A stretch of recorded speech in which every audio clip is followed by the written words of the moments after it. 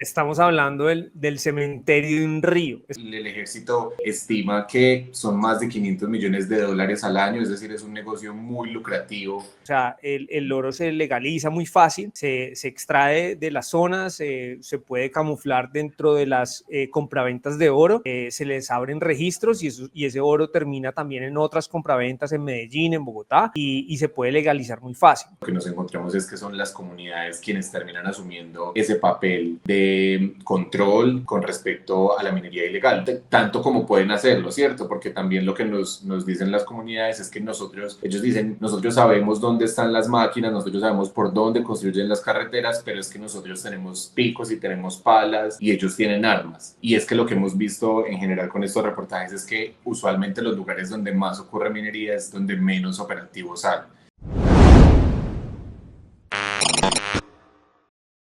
Hola, bienvenidos a un nuevo episodio de Contracorriente. Yo soy José Guarnizo, periodista y director de Vorágine, y este es un espacio en el que hablamos de nuestras investigaciones, esas que casi siempre incomodan al poder. Hoy estamos con Daniela Díaz, líder de audiencias de Vorágine. Daniela, ¿cómo estás?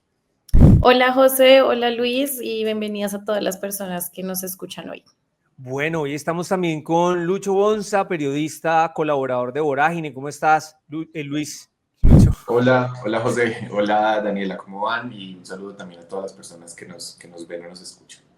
Bueno, hoy precisamente vamos a hablar de un tema, un reportaje de Luis Bonza que se titula El río que se secó por la minería ilegal en el Cauca.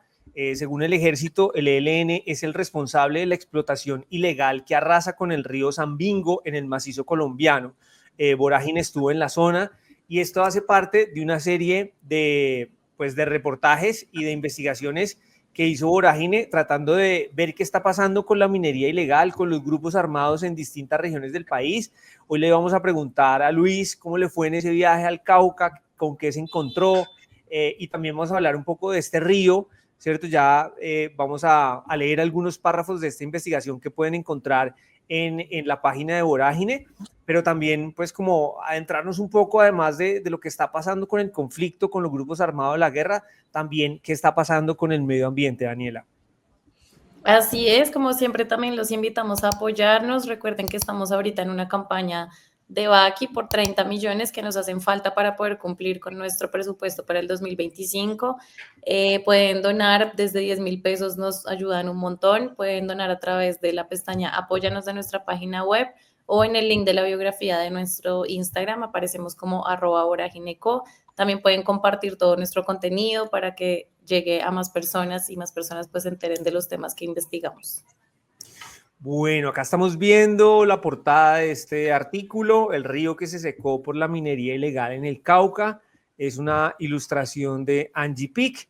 Y vamos a leer algunos párrafos, Luis, para luego vamos a estar comentando también qué han dicho los lectores sobre esta investigación.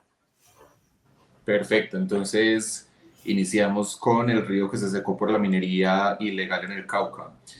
La minería ilegal en el departamento del Cauca es un fantasma que muchos conocen, pero del que pocos quieren hablar. Se esconde entre las montañas, en las orillas de los ríos y detrás de los cultivos de hoja de coca y marihuana. Todos saben por dónde se mueve porque su paso causa estragos, pero quienes la hacen visible terminan acallados por la mordaza de la violencia. En el sur del departamento, en el municipio de Mercaderes, se encuentra el Parque Natural Regional Esperanza del Mayo. Es un área de bosque seco tropical de 161 hectáreas que hace parte de la cuenca del río Patía, uno de los 4 afluentes que integran la estrella fluvial más grande de Colombia, el macizo colombiano, una reserva de la biosfera y un portento de la naturaleza. En medio del paisaje emerge el río Sambingo, que hace parte de la cuenca del Pacífico y pasa por los municipios de Mercaderes y Bolívar. Su estado actual es el retrato más crudo de la devastación que causa la minería ilegal sin ley ni control de las autoridades. Varias denuncias alertaron a la Coordinadora Integral Social Mercadereña, un proceso que reúne a varias organizaciones del municipio, sobre la presencia actual de retroexcavadoras en el Sambingo. De acuerdo con el líder social y defensor de derechos humanos Camilo López, ante una autoridad ambiental negligente, como organización se dieron a la tarea de hacer una misión de verificación para confirmar las denuncias. El texto continúa así. Las pruebas recogidas el 7 de agosto pasado dan cuenta de la destrucción que ha dejado la explotación ilegal. La misión tuvo por objetivo recoger evidencias visuales con el apoyo de drones, después de haber definido unas coordenadas donde posiblemente se estaría llevando a cabo actividades mineras que no cuentan con permisos del Estado. El video es la confirmación de las sospechas, pero sobre todo es un presagio de lo que le espera nuevamente al Sambingo y a la población que lo rodea. Más que un río, las imágenes muestran una superficie desértica, sobre la cual hay unas cuantas piscinas lechosas y maquinaria para la extracción de oro. De acuerdo con información del Ejército Nacional, el ELN es el responsable del control sobre la explotación actual en el Sambingo. Abro comillas. Llegaron con el brazo armado y con amenazas, entonces los dueños de los predios tienen que hacer oídos sordos y dejar que hagan la explotación sin ningún tipo de control, sin que nadie los denuncie. Cierro comillas. Dice López, quien además es integrante del Comité de Integración del Macizo Colombiano, CIMA. La última operación registrada en Mercaderes la adelantó la Dirección de Carabineros y Protección Ambiental de la Policía Nacional en 2022 y en ella fue destruida una retroexcavadora, según indicaron sus funcionarios a Vorágine. La Cooperación Autónoma Regional del Cauca, CRC, no realiza actualmente seguimiento a la explotación ilegal ni a la recuperación del río Sambingo. Bueno, aquí estamos viendo justamente las imágenes de un dron sobre lo que era prácticamente el río Sambingo y estamos también observando que además este es digamos, tiene toda la actualidad del mundo porque esto fue una verificación que se hizo este año, o sea, es muy reciente, ¿cierto? Y la verdad es que las imágenes son impresionantes, es bastante doloroso ver cómo pues un afluente termina convertido en esto, porque ya vamos a hablar más adelante que esto no es una cosa nueva tampoco, o sea, esta degradación, por decirlo de alguna manera, viene de años atrás, pero lo peor de todo es que continúa, o sea, no ha parado en ningún momento, y pues uno también se pregunta, bueno, el ejército dice que el ELN está detrás de estas afectaciones a un río que prácticamente desapareció, pero también uno se pregunta, Lucho, pues por las autoridades, ¿por qué esto puede seguir pasando? ¿Qué te suscita ver estas imágenes también producto de ese viaje y de esa visita a la zona que hiciste?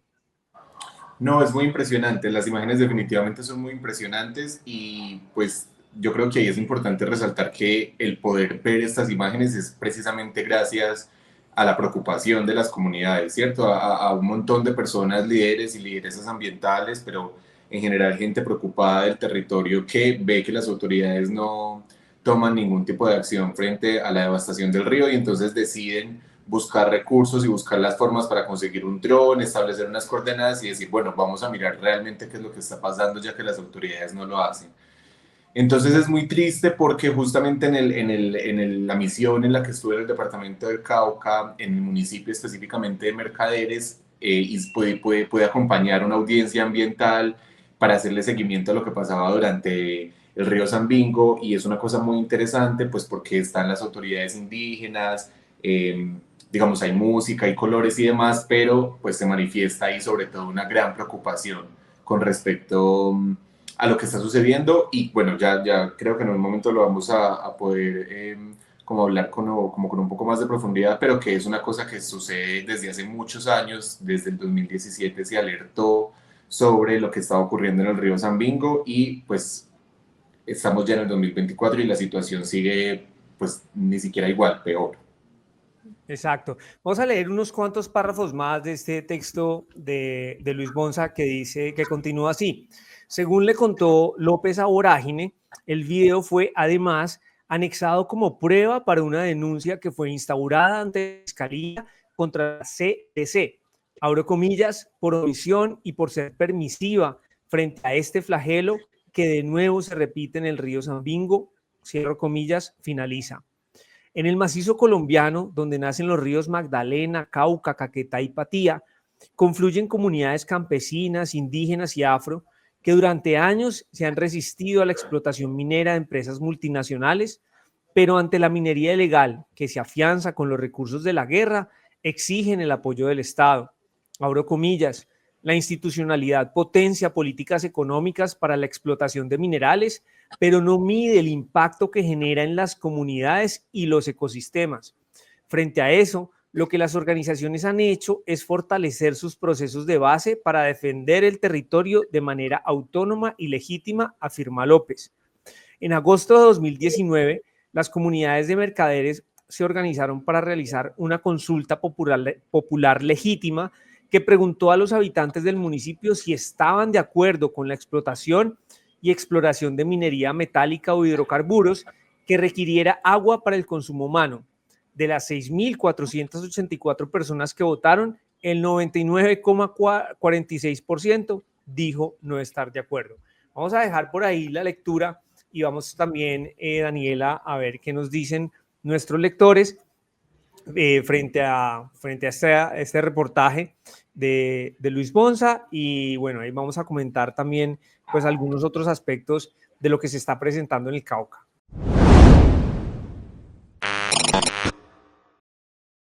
Así es, tenemos una primera pregunta que nos hacen que dice, ¿cómo sacan el oro de la región? ¿Quiénes les compran? ¿Hay alguna forma de investigar y evitar esta comercialización? No sé si acá, Luis, nos pudieras contar un poco como de todo el paso a paso de cómo funciona la extracción y la exportación de este metal. Pues en el departamento del Cauca este ha sido un asunto muy difícil de rastrear, ¿cierto? Hay otros ejemplos que lo demuestran más fácilmente en otros departamentos. El ejército estima que son más de 500 millones de dólares al año, es decir, es un negocio muy lucrativo que se lo disputan además, pues por un lado el ELN y por otro lado las disidencias de las FARC, digamos, ahí están, se reparten de alguna manera los territorios en, digamos, tres grandes como subregiones del departamento en las que ocurre la minería, que es en el norte del departamento, en el sur, que es en el caso del macizo colombiano, donde está el río Zambingo, del que hemos estado conversando, y en el Pacífico.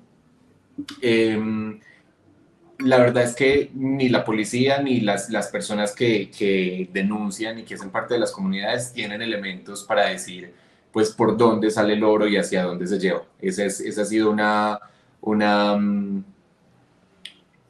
digamos, sí, una respuesta muy difícil de encontrar en general en las historias que hemos realizado, sobre todo por un asunto que es ahí muy importante y es por las dificultades para rastrear el oro después de que se vende, ¿cierto? Hay un asunto ahí, es que el oro es muy, digamos, hay una facilidad muy grande que está también relacionada con los vacíos legales y con el código de minas para la venta del oro.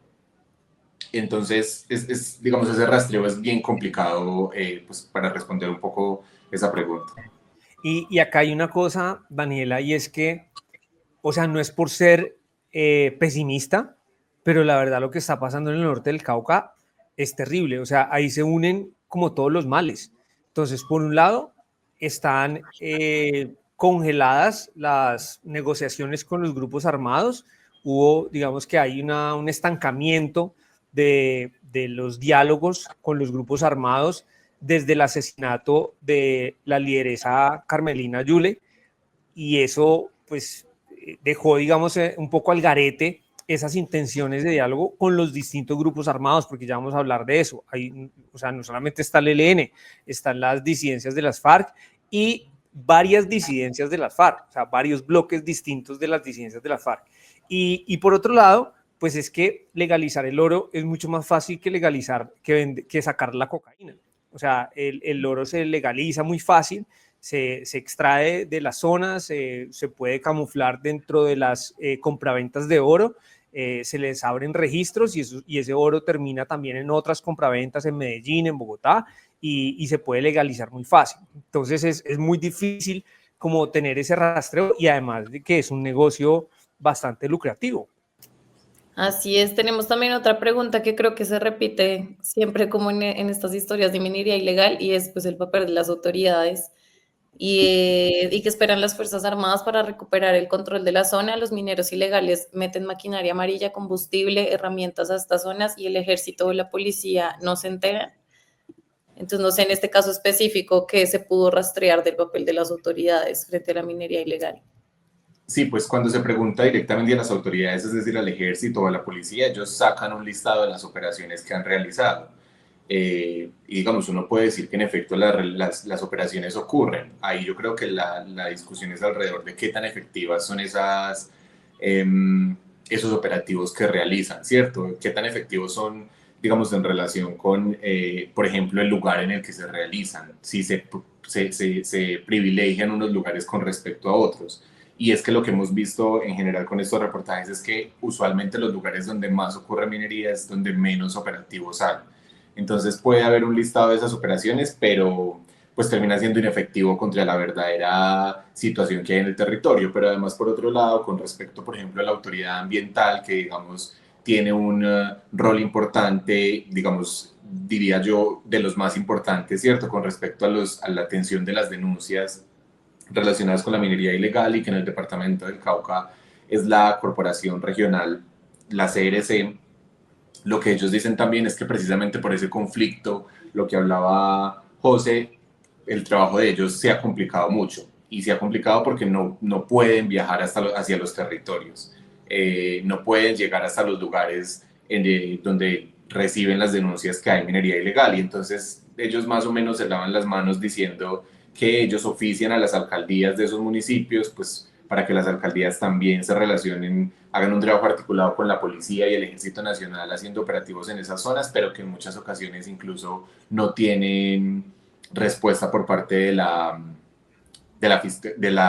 alcaldías de los municipios. Y entonces ahí lo que nos encontramos es que además el Cauca tiene una historia muy importante con respecto a la movilización social, ¿cierto? A la organización de base de las comunidades. Entonces lo que nos encontramos es que son las comunidades quienes terminan asumiendo ese papel de control con respecto a la minería ilegal, tanto como pueden hacerlo, ¿cierto? Porque también lo que nos dicen las comunidades es que ellos dicen, nosotros sabemos dónde están las máquinas, nosotros sabemos por dónde construyen las carreteras, pero es que nosotros tenemos picos y tenemos palas y ellos tienen armas. Entonces, lo que pueden hacer, incluso sabiendo los lugares en los que se encuentran los actores ilegales que realizan minería, pues es muy, muy poco. Y ellos también, las denuncias que realizan es que claramente pues presentan las denuncias ante la autoridad ambiental y también ante la Policía Nacional, pero pues la respuesta casi siempre es nula y termina pasando pues casos como el del río Sambingo. Claro, y yo creo que incluso este video que nosotros vimos, hecho con un dron, también no nace propiamente de la iniciativa del Estado, sino que son organizaciones civiles las que, bueno, arman una misión y ponen ese video y nos cuentan un poco, o sea, sabemos lo que está pasando gracias a las organizaciones civiles y no necesariamente frente a la CRC, por ejemplo, que pues digamos, uno entiende que no tenga dientes y que estamos hablando de un lugar bastante difícil de controlar, un territorio donde ni siquiera llega a todos lados el ejército, donde no llega el Estado, pero pues es la autoridad ambiental. De acuerdo, absolutamente. Y ahí hay un asunto, y es que en el caso del río Sambingo, pues entre el 2013 y el 2017 ocurrió una destrucción muy masiva, y derivada de esa destrucción, las comunidades decidieron hacer esa consulta popular que leíamos hace un momento en uno de los párrafos, pero digamos, es un ejercicio muy bonito y es un ejercicio muy interesante, pero también se pregunta uno entonces, digamos, ¿cuál es la capacidad que tiene una consulta popular frente a las acciones que realizan los grupos ilegales? Y aunque esa consulta popular, por supuesto, vincula a las autoridades ambientales y demás, cuando se le pregunta, que eso yo lo hice directamente en la oficina de las CERES en el Cauca, cuando se pregunta sobre cuáles son las acciones que entre 2017 y el 2024, que son ya varios años, se han tomado para proteger, pero además para restaurar todo el daño que se ha causado en el río, ellos dicen que literalmente dicen no hay ninguna acción que en este momento se ejecute sobre el río Sambingo. Entonces, digamos, es la desolación absoluta, ¿cierto? Es dejarlo ahí por completo a merced de los actores ilegales. Estamos hablando del cementerio de un río. Es que yo creo que nosotros no dimensionamos lo que significa que se seque un río, lo que significa para el país, para el ecosistema y también para el mundo, o sea, para la biodiversidad del mundo. Es terrible que esté pasando esto. Te quería hacer una pregunta, Lucho, y es, de la visita que hiciste en el Cauca y si lo comparas con otras regiones a las que has viajado en el marco de este proyecto, ¿qué fue lo que más te impresionó, te llamó la atención específicamente de lo que pasa en el Cauca? Yo creo que es un asunto que mencionaba hace un momento y es la capacidad que tienen las comunidades para organizarse. Yo creo que eso resalta mucho con respecto a otros departamentos. En otros departamentos, digamos, hay unas acciones más aisladas, ¿cierto? Pero en el departamento del Cauca vemos que hay una gran fuerza de las comunidades para denunciar este tipo de asuntos. Y esto, digamos, es paradójico porque el departamento del Cauca además es el departamento donde más líderes sociales han asesinado durante el 2024 y donde más firmantes del acuerdo de paz han sido asesinados, ¿cierto? Entonces es paradójico ver también como ante esa violencia igual las personas entienden que la unión, ¿cierto? Y la movilización es la forma que tienen, pues por un lado, de hacer posibles este tipo de denuncias y que medios como Vorágine puedan acceder a este tipo de información y compartirla con la ciudadanía, pero además también es la forma que tienen de protegerse entre ellos a pesar de esas grandes dificultades que existen con respecto a la violencia en contra de los liderazgos sociales y los liderazgos ambientales. Y otro asunto ahí para mencionar que me parece que destaca con respecto a otros lugares es también, digamos, esa degradación del conflicto que pues ha derivado en que en un gran número de asesinatos, por ejemplo, de personas de las comunidades indígenas, en reclutamiento forzado de menores de edad, ¿cierto? Hay como esas complejidades del conflicto hacen que cada vez se acceda a unas formas de violencia, digamos, más crudas contra las comunidades del departamento. Y yo te agregaría algo, Luis, y yo creo que tiene que ver con las comunidades indígenas. Creo que las comunidades indígenas han pagado en el Cauca un precio muy alto por incluso intentar hacer respetar su territorio y lo han pagado lo han pagado con sangre y han pagado con sangre con el asesinato de varios de sus líderes, de comuneros pues, que se han opuesto incluso a las disidencias de las FARC para, por ejemplo, al reclutamiento de menores. Y la respuesta de los grupos armados ha sido matarlos, ¿no?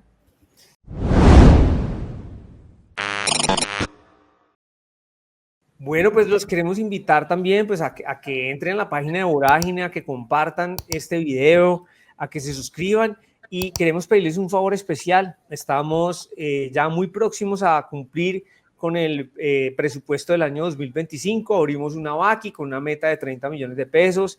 Llevamos muy pocos días con la Vaki abierta. Les agradecemos cualquier aporte, es súper fácil de hacerlo, desde 10,000 pesos en adelante. Y les agradecemos mucho. A las personas que se conectaron, a Lucho también, muchas gracias. Daniela, no sé si tengas algo más que añadir. No, sí, que nos apoyen y que compartiendo y suscribiéndose a este canal también nos ayudan mucho. Nos ayudan un montón. Bueno, muchas gracias y nos vemos en un próximo Contracorriente. Gracias.